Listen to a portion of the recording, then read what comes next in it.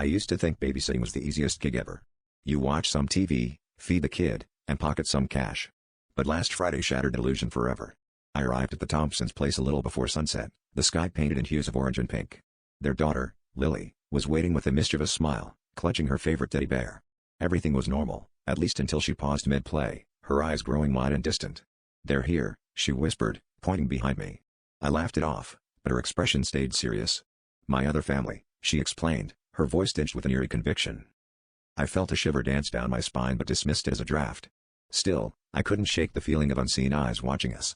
As the evening progressed, the room's temperature seemed to drop, and I found myself rubbing my arms for warmth.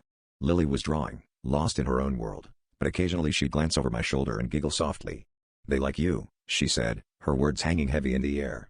Each time she did, the sensation of cold breaths brushing against my neck intensified, and I began to question my sanity. Desperate for answers, I asked Lily about this other family. She looked up, eyes wide with a mixture of fear and excitement. "They used to live here," she said, her voice barely above a whisper. "Before we moved in. They miss having someone to talk to." Her words were innocent, yet they carried an unsettling weight. I tried to rationalize it, convincing myself it was just a child's overactive imagination. But when I went to tuck her in, the shadows in the room seemed to stretch and twist, forming vague outlines that chilled me to my core.